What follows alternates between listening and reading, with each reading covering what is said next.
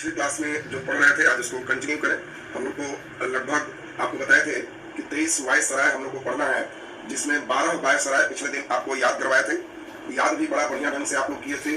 गाना एक लाइन मार रहा था और हम लोग नाथ दिए थे लेटा के, रिबन से हम लोग डफराए थे उसको डाउन करने के लिए, और फिर आपको बताए थे कि एक और कर्जा मांग रहा था। बस इतना ही आपको बिल्कुल दिमाग में एकदम सेट। अब इसमें सभी बच्चे को ये स्टेप पिछले क्लास में हम सुना भी चुके थे। आप सभी को हम मान के चल रहे हैं कि इतना दूर एकदम याद है। हम अभी मिटाएंगे लॉर्ड कैनिंग, लॉर्ड एल्गिन, जो है लॉरेंस, लॉर्ड मेयो, चार करके हम अगर मिटाएं तो आपको लगना चाहिए कि हाँ एकदम ये 4 याद हो गया।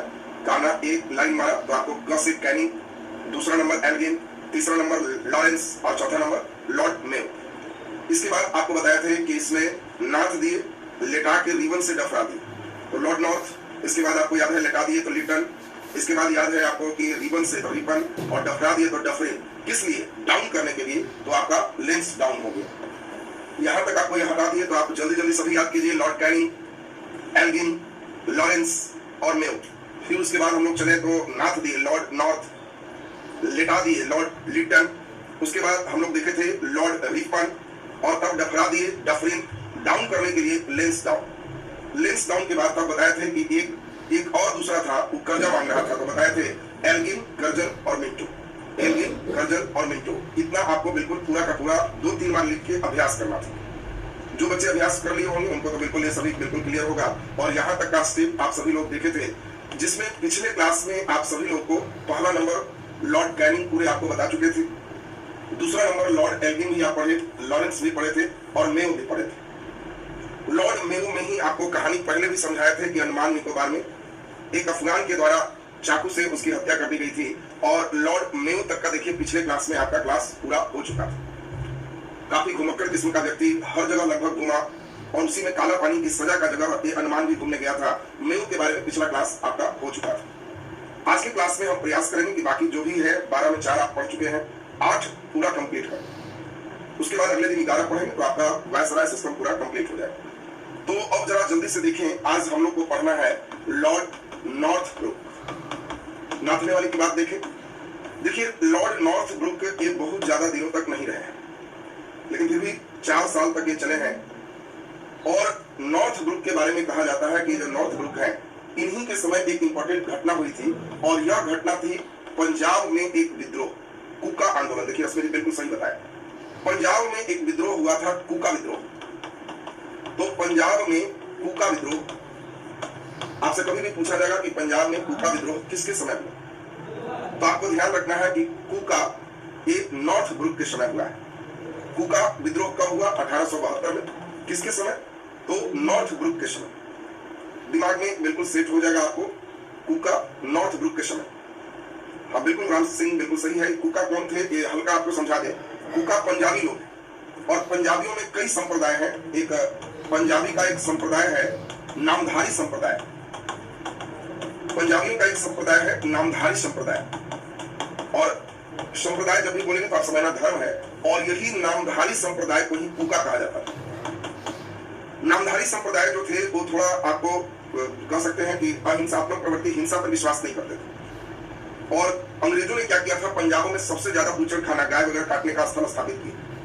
कई निरीह गाय को लोग वहां पे बंद रखे, लगातार वहां से काटने की प्रक्रिया, उसको पैक करके दूसरे जगह भेजने की प्रक्रिया पंजाब में सबसे ज्यादा करने लगे। इसी के विरोध में ये नामधारी संप्रदाय के जो सिख लोग हैं, वो सिखों ने 1872 में विद्रोह कर दिया। कई जगह जितने बूचड़ खाना थे उसको तोड़ दिया, गाय को वहां से मुक्त करा दिया, चारों तरफ पर एक समानांतर सरकार स्थापित कर दी।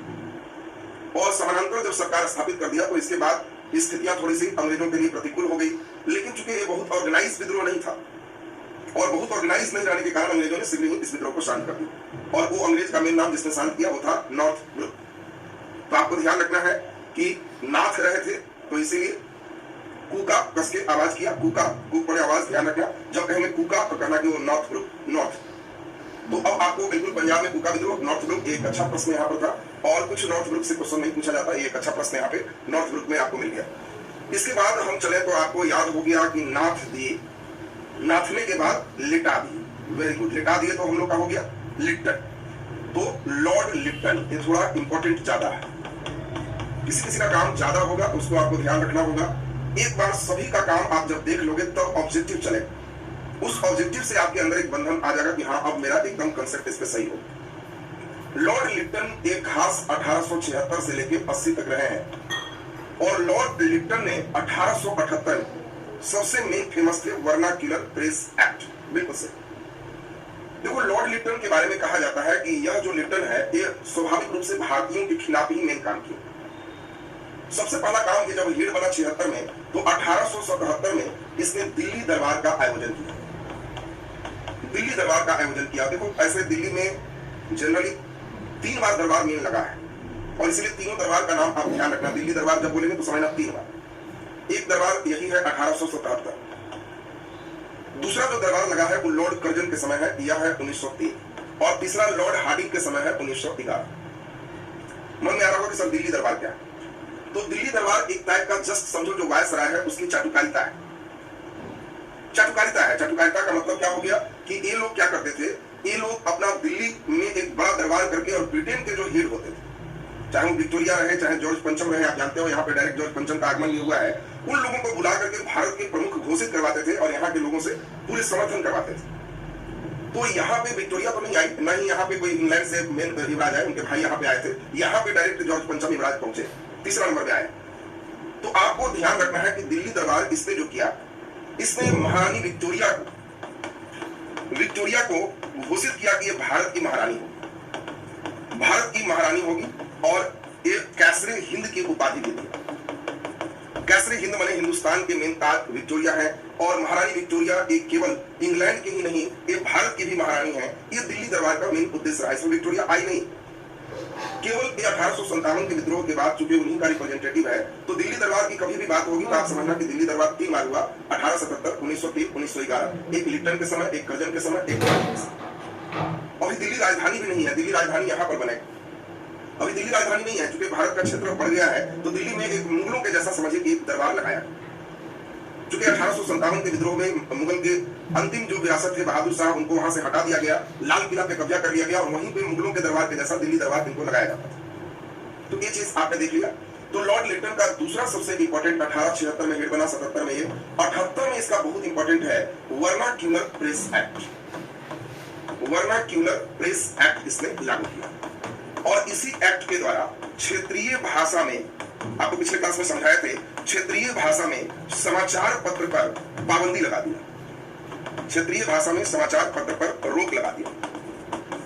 एक देखो बहुत अच्छा सेक्शन है वर्नाक्यूलर प्रेस एक्ट। तो आपको ध्यान रखना है कि 1878 ईस्वी में इसके द्वारा एक वर्नाक्यूलर प्रेस एक्ट लाया। आपको याद होगा कि इसके जस्ट पहले आप पिछले क्लास में ही पढ़े हो चार्ल्स मेटकाफ, जिसको भारतीय प्रेस के मुक्तिदाता के नाम से जानते हैं। और इसी कारण आपको बताया था कि जिसको जैसे इच्छा लोग क्षेत्रीय भाषा लोकल लैंग्वेज में अखबार में निकालने लगे और इसी कारण से इसने 1878 में एक एक्ट लाया वर्नाक्यूलर प्रेस एक्ट और इसी एक्ट के द्वारा उसने क्षेत्रीय भाषा में समाचार पत्र निकालने पर रोक लगा दिया। 1857 के विद्रोह के बाद माना जाता था कि विद्रोह जो हुआ उसके बाद भारतीयों को जो सम्मान मिला, एक शांति व्यवस्था स्थापित हो गई, लेकिन लॉर्ड लिप्टन ने फिर से उस राष्ट्रीय आंदोलन को गतिमान कर दिया क्योंकि जब उसने ऐसा एक्ट लाया लोगों ने फिर से विरोध किया। तो एक बार का क्वेश्चन मुझे याद है, क्वेश्चन क्या दिया कि 1857 के विद्रोह के बाद जो भारतीय राष्ट्रीय आंदोलन में जो शांति आई उसे गतिमान किसने किया? तो यहाँ पर सीधा सीधा इशारा था लॉर्ड लिप्टन ने उसको गतिमान किया, राष्ट्रीय आंदोलन में फिर से उबाल आया, लोग फॉर्म में आए, इस नीति का इसने विरोध किया।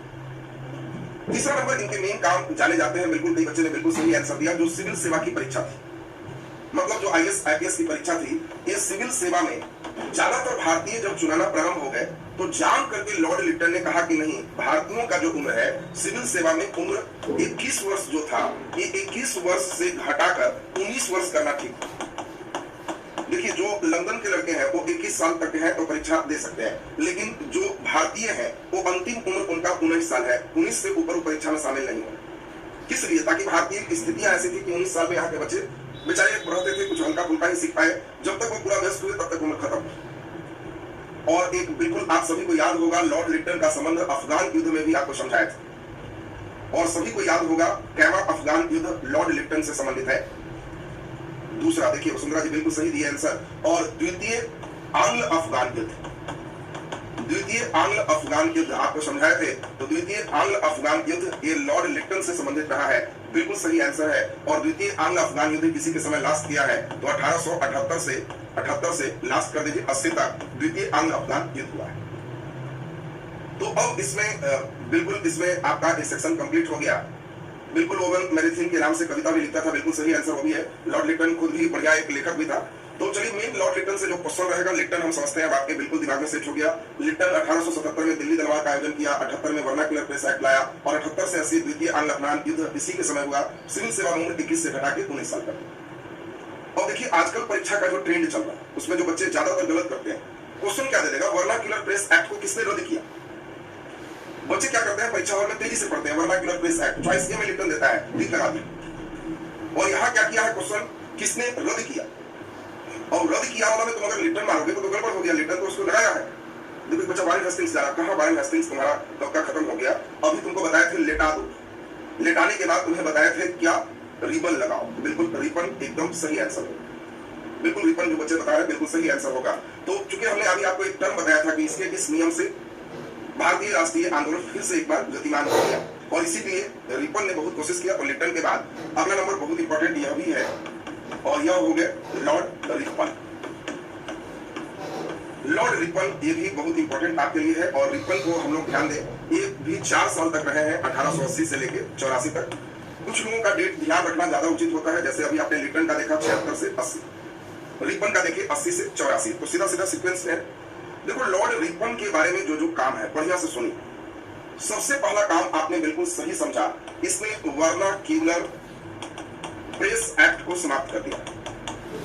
यानी यह जब लीड बना तो कहा कि कोई बात नहीं, लोकल लैंग्वेज में जरूरत नहीं है, जिसको जिस लैंग्वेज में छापना है छापो।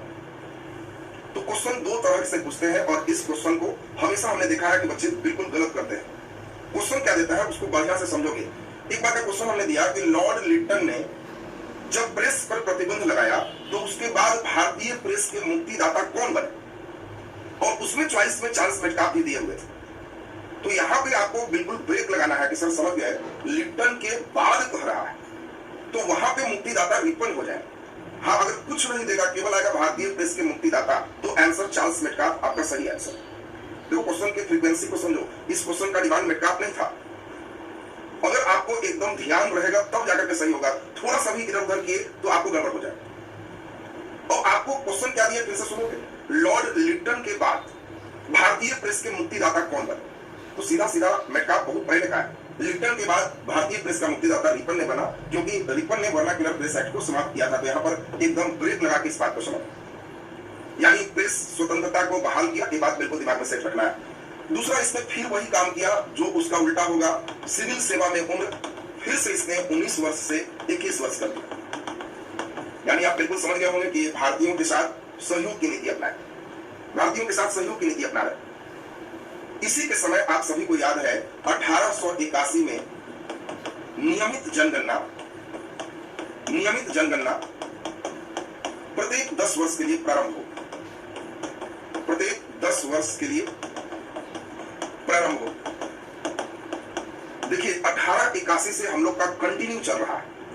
अगर हम पहली जनगणना की बात करें तो 1872 में लॉर्ड मेयो ने ही प्रारंभ किया था, लेकिन वो फिर कंटिन्यू नहीं रह पाया। 72 के 9 साल के बाद ही रिपन के समय में रहा, चुके मेयो का अचानक देहांत हो, उसकी योजना बहुत ज्यादा सक्सेस नहीं रही, इसलिए मेयो वाला आंकड़ा बहुत सुरक्षित नहीं रहा। मेन यहाँ से प्रत्येक 10 वर्ष पर एकदम नियम पर हो गया और आज तक चला रहा। तो आपको बिल्कुल दिमाग में सेट रखना है, अगर नियमित जनगणना शब्द देगा तो पहला नियमित जनगणना रिपन से, अगर नियमित शब्द नहीं दिया पहला जनगणना तो 72 में आप लॉर्ड मेयो की बात करो। तो अब ये लाइन भी आपका बिल्कुल क्लियर हो गया कि इसी के समय 1881 में प्रथम जनगणना मेन प्रारंभ हो गया। 1881 में एक और काम बहुत बढ़िया हुआ है, 1881 में कारखाना अधिनियम यही लाया है। कारखाना अधिनियम का मतलब है कि फैक्ट्री में कितने देर तक काम करना है, कितना वेतन होगा, ये निर्धारण पहली बार लॉर्ड रिपन के समय हुआ है। उसके पहले ऐसा कोई सिस्टम नहीं था। तो दोनों 81 बहुत इंपॉर्टेंट है। और इसी के 2 साल बाद 1883 में एक इसने बहुत बढ़िया एक किया था, जिसको आपने कई बच्चे लिखे, ये बिल्कुल इंपॉर्टेंट है, और वह है इल्बर्ट बिल। इल्बर्ट बिल न्यायिक सुधार से रिलेटेड है। इल्बर्ट जो है बिल का जो विवाद है न्यायिक क्षेत्र में यह विवाद इसी के समय हुआ है। तो आपको मन में आ रहा होगा, स्वाभाविक बात है कि सर ये इल्बर्ट बिल क्या है। तो इसके पहले देखो, इल्बर्ट बिल से पहले क्या था, एक ही चीज था कि देखो भारतीय जज तो बन सकते हैं, लेकिन ब्रिटिश अंग्रेजों का मामला भारतीय जज नहीं देख सकते। भारतीय जज अंग्रेज का खिलाफ फैसला नहीं दे सकते, लेकिन लॉर्ड रिपन ने इलवर्ट बिल के माध्यम से एक बिल लाया कि जज तो जज है भाई, वो न्याय कर सकता है और भारतीय जज भी अंग्रेज गोरे के मामला को देख सकते हैं और फैसला सुना सकते हैं। इस बिल को इलवर्ट बिल कहा गया। ये भारतीयों की ओर से बहुत ही बढ़िया बिल माना गया कि भारतीय जज को पावर है, अंग्रेजों का भी केस सुन सकता है, लेकिन अंग्रेज लोग इसको अपना तौहीनी से जोड़े कि इतना मेरा दिन खराब हो गया कि हमारा मामला का सुनाई भारतीय जज करेगा, और इसी कारण इसका काफी भारत में विरोध हुआ और अंततः इलवर्ट बिल को वापस लेना पड़ा। पास होकर के वापस हो गया, इसीलिए हमने यहाँ पर विवाद शब्द लगाया। तो फिर भी क्वेश्चन तो आता है, किसने कोशिश तो किया, तो इलवर्ट बिल विवाद किसके समय हुआ? लॉर्ड रिपन के समय। तो अब आपको बिल्कुल ध्यान में सेट हो गया होगा कि ये क्या था, ये बिल्कुल आपका कंडीशन क्लियर हो। नेक्स्ट इसके बाद हम लोग देखें लॉर्ड रिपन का जो फेज है वो लगभग कंप्लीट हो गया। अब बताओ रिपन के बाद कौन आएगा? तो आपने अभी सुना कि रिपन से बांध के डफराओ फिर डाउन करना है, तो बिल्कुल सही आपने सोचा, Lord Dufferin. Lord Dufferin, Dufferin भी इंपॉर्टेंट है, इनके भी कुछ कार्य आपको बिल्कुल दिमाग में सेट करना। लॉर्ड डफरिन एक तो आपको ध्यान रखना है कि ये भी 4 साल के लिए है, 1884 तक पिछला हो गया, 4 साल के लिए यह भी रहेंगे, तो 84 से 88 सब लगातार जो मेन है सब 4 वर्ष मेन कंटिन्यू चले। और सबसे इंपॉर्टेंट ध्यान दीजिए, लॉर्ड डफरिन के समय बिल्कुल सही आपने सोचा, इंडियन नेशनल कांग्रेस, भारतीय राष्ट्रीय कांग्रेस की स्थापना 28 दिसंबर 1885 को हुआ। तो 1885 में भारतीय राष्ट्रीय कांग्रेस की स्थापना, भारतीय राष्ट्रीय कांग्रेस की स्थापना। ये एक बहुत अच्छा प्रश्न है कि बताओ भारतीय राष्ट्रीय कांग्रेस की स्थापना के समय भारत का वायसराय कौन था? Lord Dufferin. कई बच्चा केवल इसमें संस्थापक ह्यूम और प्रथम अध्यक्ष याद रखते, वायसराय पूछने पर गड़बड़ करने लगते। अगला नंबर बहुत एक शानदार और डफरिन के समय है, आप लोग पढ़ चुके हो एक लड़ाई, जल्दी बताओ। आंग्ल बर्मा युद्ध, थर्ड, बिल्कुल सही आंसर आपने दिया है। तृतीय आंग्ल बर्मा युद्ध, और बर्मा इसी के समय पूरा कंप्लीट भारत में मिला लिया गया था। और यही ये 1885 से 88 के बीच में, 1885 से 88 के बीच में तृतीय आंग्ल बर्मा युद्ध, तृतीय आंग्ल बर्मा युद्ध लॉर्ड डफरिन के समय हुआ, लॉर्ड डफरिन के समय हुआ, और इसमें बर्मा को भारत में मिला लिया गया, बर्मा को भारत में मिला लिया गया। तो ये स्टेप भी डफरिन का आप सभी लोग को बिल्कुल क्लियर हो गया कि लॉर्ड डफरिन के बारे में बिल्कुल आप लोग को स्पष्ट हो गया कि 1885 में भारतीय राष्ट्रीय कांग्रेस की स्थापना। फिर आपको बताया हुआ था जब आंग्ल बर्मा पढ़ा रहे थे तब तृतीय आंग्ल बर्मा युद्ध हुआ, और बर्मा को फाइनली भारत में किसके समय मिलाया गया? तो लॉर्ड डफरिन के समय मिलाया। चलिए डफरिन में और कोई बहुत कुछ है नहीं, इसके बाद एक छोटा सा फिर है। डफरिन के बाद तो आप समझ ही रहे हैं, उसको डाउन करना है, तो अगला नंबर आपको बिल्कुल क्लियर हो गया, Lord Lansdowne. Lord Lansdowne, Lansdowne ये आपको मेन काम बहुत ज्यादा इसमें है नहीं, लेकिन आपको लेंसडाउन के समय 2 बहुत महत्वपूर्ण काम, एक भारत और अफगानिस्तान के बीच सीमा रेखा का निर्धारण, और दूसरा बिल्कुल सही आंसर आपने दिया, 1891 में द्वितीय कारखाना अधिनियम आया। द्वितीय कारखाना अधिनियम आपको कभी भी पूछा जाए, प्रथम कारखाना अधिनियम तो 1881 किसके समय पर कहना कि जो जनगणना किए थे रिपन के समय, और दूसरा नंबर द्वितीय कारखाना अधिनियम तो लेंसडाउन के समय। और दूसरा एक सबसे इंपॉर्टेंट आपको बात बताए, और यह था भारत और अफगानिस्तान के बीच, भारत और अफगानिस्तान के बीच इन्हीं के समय, लेंसडाउन के समय ही एक सीमा रेखा खींचा गया, और ये मॉर्टिमर डुरंड के द्वारा खींचा गया था 1891 में ही, और इसीलिए डुरंड रेखा का निर्धारण किया गया, डुरंड रेखा का निर्धारण किया गया। आज पाकिस्तान अलग होने के बाद इसी डुरंड रेखा पर पाकिस्तान और अफगानिस्तान की बॉर्डर लाइन है। डुरंड रेखा बहुत हल्का जम्मू कश्मीर के सेक्शन में भारत से टच करता है, परंतु उस पर भी आप पाक ऑक्युपाइड कश्मीर के क्षेत्र में वहां पाकिस्तान का ही कब्जा है। वर्तमान में डुरंड रेखा हम लोग से नक्शा में है भारत का, लेकिन शक्ति नहीं है, वो अभी पाकिस्तान के कब्जा है। तो ये हम लोग बहुत इंपॉर्टेंट आपको आ जाएगा क्वेश्चन की डुरंड रेखा का निर्धारण किसने किया? तो लेंसडाउन ने डुरंड रेखा का निर्धारण किया। चलिए अब जल्दी जल्दी बता दो फटाफट, लेंसडाउन हो गया तो डाउन को हम लोग कर दिए। इसके बाद आपको बताए थे एल्गिन द्वितीय, और तब कर्जन और मिंटो, बस हम लोग 2 और 3 और पढ़ लेंगे। एल्गिन द्वितीय तो बहुत इंपॉर्टेंट नहीं है, कर्जन फिर इंपॉर्टेंट आ जाए। लॉर्ड एल्गिन द्वितीय, चलिए जरा ध्यान दीजिए, लॉर्ड एल्गिन द्वितीय, इसमें कोई बहुत ज्यादा काम इसके समय है नहीं, केवल इसके समय अगर हम कहें तो मुख्य रूप से गर्मपंथी थोड़ा सा जागरूक हुआ है एल्गिन द्वितीय के समय। और इसके समय महाराष्ट्र में पूना में जो प्लेग कमिश्नर थे, आप लोग नाम सुने होंगे, उनका नाम था रैंट, और एक प्लेग कमिश्नर है। उस समय जैसे अभी कोरोना महामारी आया, उस समय प्लेग महामारी इससे भी खराब आते थे, गांव के गांव उजड़ जाते थे। एक बार प्लेग फैला का मतलब सभी लोग अपना भाग जाते थे, घर छोड़ करके खेत में किसी तरह रहे कि जीवन सर्वाइवल कंडीशन रहे। और प्लेग कमिश्नर जो रैंड था, ये रैंड को काफी फंड मिला कि लोगों को बचाओ, लेकिन रैंड ने क्या किया, इसके अंदर था कि अंग्रेजों को बचाओ, भारतीयों को मर गए, और इसने उस बजट को भारतीयों पर खर्च बहुत कम किया। ये बदनाम हो गया कि भारतीय अगर बीमार भी है तो उसको फेंक दिया, उठाया तक नहीं, अंग्रेज अगर कुछ भी है तो उसके लिए अंतिम प्रयास इसने किया। और इसीलिए इसमें एक कहा जाता है वहां पूना का मेन चापेकर बंधु, रैंड की चापेकर बंधु ने हत्या कर। तो ये चूंकि प्लेग का कमिश्नर है तो इसलिए थोड़ा सा फेमस रहा, और चापेकर बंधु को फिर पकड़ा गया, फांसी दी गई। तो ये एल्गिन द्वितीय के कार्यकाल में रहा, जो बहुत इंपॉर्टेंट, बहुत नहीं माना जा सकता है, लेकिन फिर भी हम लोग एक उसको केवल ध्यान में रखें। अब आपके लिए थोड़ा इंपॉर्टेंट ज्यादा है, एक नाम भी आप लोग कई बार सुने होंगे, और यह है लॉर्ड कर्जन। यह सबसे इंपॉर्टेंट हो गया क्योंकि कर्जन आपको सबसे महत्वपूर्ण हो जाएगा 1899 से लेकर बंगाल विभाजन तक 1905 तक। लॉर्ड कर्जन को बहुत ध्यान से पढ़ना है क्योंकि लॉर्ड कर्जन बहुत आपके लिए इंपॉर्टेंट है। लॉर्ड कर्जन ने ही आपको मालूम है कि 1905 में बंगाल विभाजन किया। ये बंगाल विभाजन का उद्देश्य था कि इस तरह से बंगाल बांट दो कि हिंदू और मुस्लिम की एकता प्रभावित हो जाए। दूसरा, आप सभी को याद होगा लॉर्ड कर्जन के समय ही तिब्बत में लहासा की संधि, आप सभी को पढ़ाए थे, याद होना चाहिए, कर्जन के समय ही लहासा की संधि हुई थी। इस समय कौन गया था, कर्नल याद करो, कर्नल कौन गया था, याद होगा, यंग हस्बैंड के द्वारा, यंग हस्बैंड के द्वारा, सभी को याद होगा, उस समय बताए थे, यंग हस्बैंड कहानी भी आपको बताए थे, लहासा की संधि। तो यंग हस्बैंड आपको लहासा की संधि कर्जन के समय हुआ। तो एक तो बंगाल विभाजन, दूसरा तिब्बत, बिल्कुल 1903 ईस्वी में बिल्कुल सही है। 1904 ईस्वी में लॉर्ड कर्जन का एक अच्छा काम भी रहा है।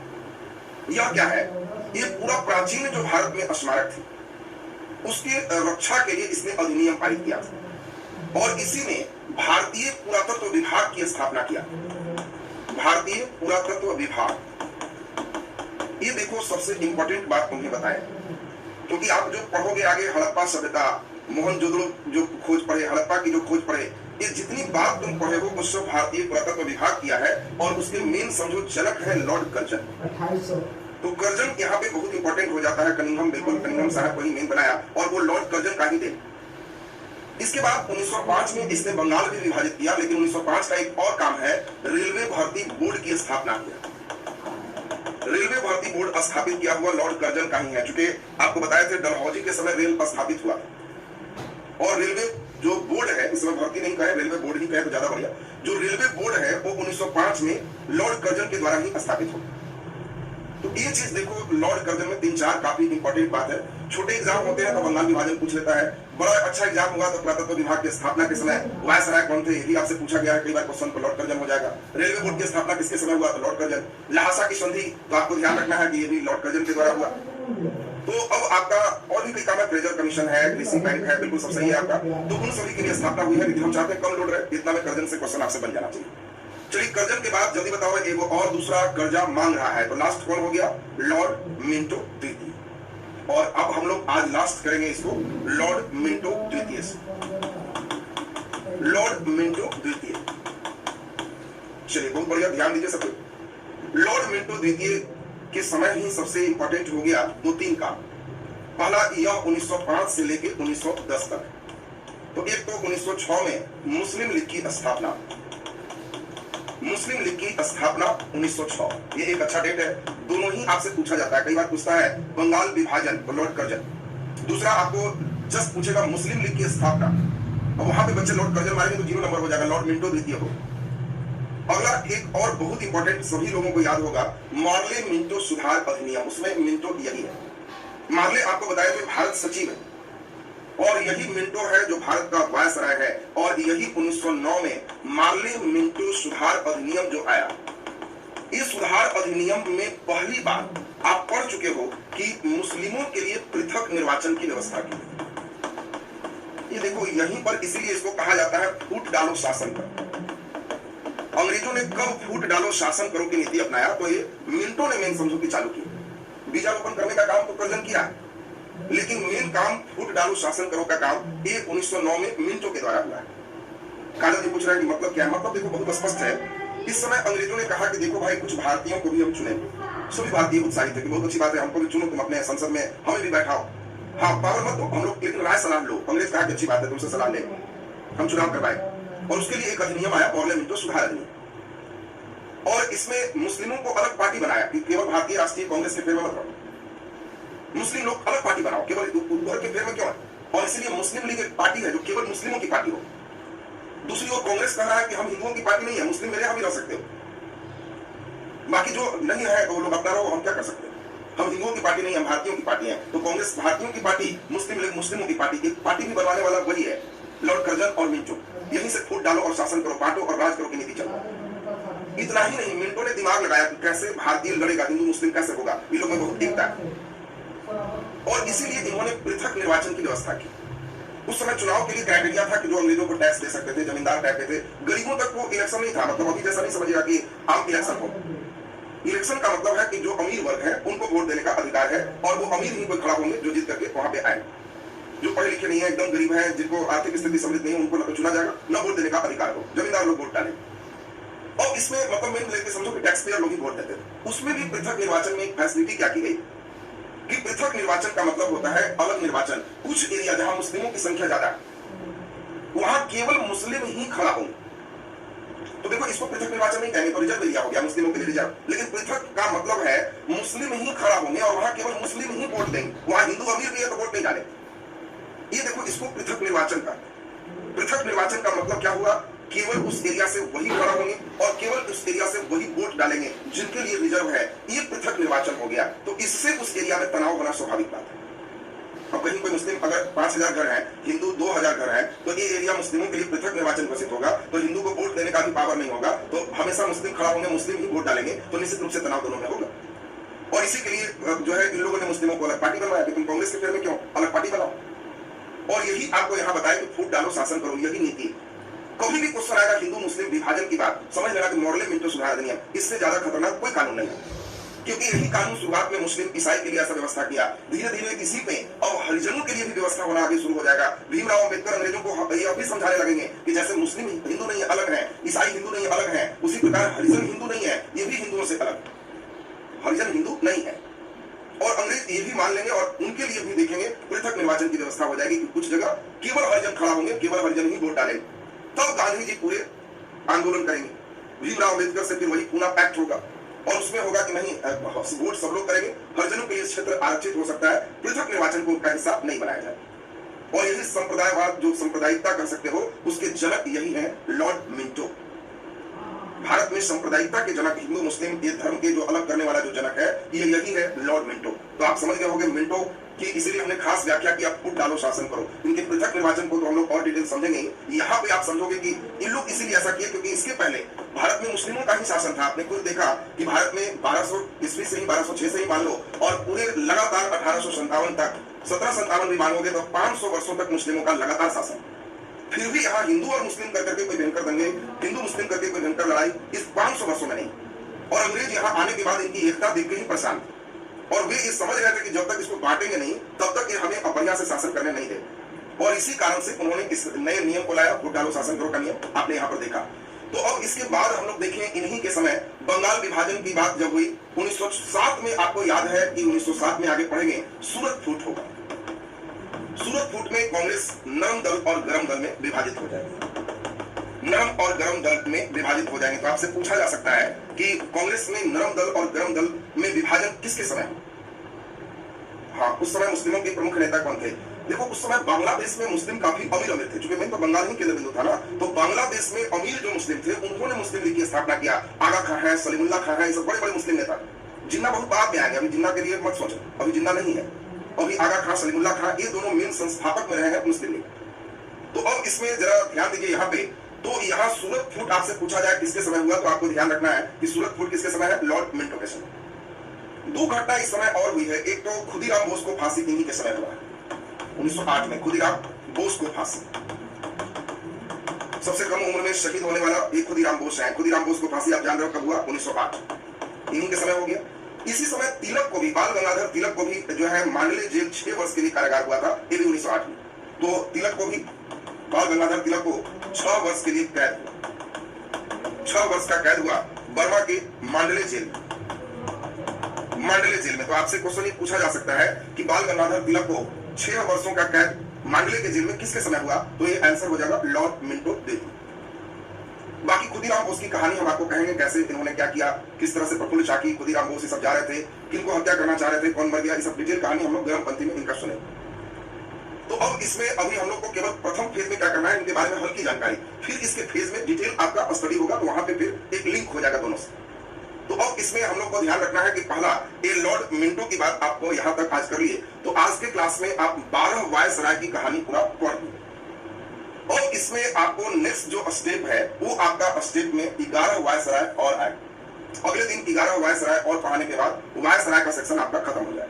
तो एक आपका टेस्ट ले लेंगे, उसके बाद निश्चिंत इधर का सेक्शन खत्म, तब हम लोग एक गांधीवादी युग के आगे का सिस्टम करेंगे। ऑफलाइन क्लास के लिए अगस्त से ऑफलाइन क्लास आपके प्रारंभ होंगे, अभी जुलाई तक तो नहीं होंगे, सरकारी चूंकि आदेश आ जाए तभी सही होगा। तो अगस्त से अभी छोटे कुछ क्लासेस का क्रम जहां है उस संख्या को कर रहा है, अगस्त से ऑफलाइन जैसे चल रहा था उसको कर लेंगे, जुलाई तक आपका जैसे चल रहा है वैसे सिस्टमैटिक रहेगा। सोमवार से या मंगलवार से रूटीन आपका कुछ और बढ़ जाएगा, क्योंकि बीपीएससी मुख्य परीक्षा वाला जो लोड है हमारा कंप्लीट हो गया है। तो करंट अफेयर ऑफ डेली जैसे चल रहा था उसको आप सीक्वेंस लगातार कर देंगे, करंट अफेयर हमारा लगातार हो जाएगा, हिस्ट्री आपका इधर लगातार हो जाएगा। अगर डेट नहीं निकला तो अभी बाकी मॉडर्न हिस्ट्री के अलावा अभी बिहार स्पेशल और आपका साइंस, ये दोनों में फिजिक्स अभी हम रुके रहेंगे, डेट अनाउंसमेंट के बाद ही ये दोनों शुरू करेंगे। बाकी इसमें ध्यान दीजिए, अब दरोगा वगैरह का जो भी एग्जाम है ये डिपेंड करेगा मेंस का एग्जाम कैसा बढ़िया से पार लगता है। अगर मेंस का एग्जाम निर्धारित समय पर हो गया तो मान के चलिए 15 अगस्त के बाद आप बाकी दरोगा वगैरह का जो है शेड्यूल सब आना शुरू हो जाएगा। तो अब इसमें ध्यान दें, सोमवार से थोड़ा सा शेड्यूल आपका बढ़ जाएगा। इधर थोड़ा हम अस्वस्थ हो गए थे, लगातार 3 दिन तक फीवर छुट्टी नहीं रहा था, इसी कारण क्लास जो है किसी भी बैच का शेड्यूल नहीं लग पा रहा था। लेकिन आज हम जैसे ही फ्रेश महसूस किए कि नहीं आज हम क्लास लेने में सक्षम है, सही है, तो इसीलिए रूटीन इसलिए नहीं मिल पाया था कि हम क्लास लेंगे या नहीं ये खुद हमें ही पता नहीं था। तो इसीलिए चूंकि 2 दिन लगातार हमसे टेक्निकल टीम की बात नहीं हो पाई, लगातार ही अस्वस्थ रहते चले गए। आज भी हमें लगा कि पता नहीं 2 दिन 3 दिन हमें फीवर लगातार रहा है, तो ले पाएंगे कि नहीं ले पाएंगे हम निश्चित नहीं, लेकिन बहुत इजी फील कर रहे थे सामने, तो हमें लगा कि नहीं चलिए आप लोग से भी मिलते हैं तो एक नई ऊर्जा में प्राप्त होती है। तो हम कह नहीं ठीक है, इसको क्लास ले ही लेना ठीक रहेगा, तो इसीलिए आपको अच्छा कर लिया, क्लास ले लिया। आप लोग से मिल लेते तो नई ऊर्जा आ जाती है ना कि चलिए एकदम सही होगी। तो चलिए अब एकदम ठीक ठाक है, 2 दिन थोड़ा सा अस्वस्थ रहा इसलिए क्लास नहीं पाया। चलिए तो सोमवार से हम लोग देखते हैं नया रूटीन के साथ एकदम फिट हम लोग फिर क्लास लेंगे। चलिए बहुत धन्यवाद सबका, नेक्स्ट क्लास हम लोग मंडे इससे आगे।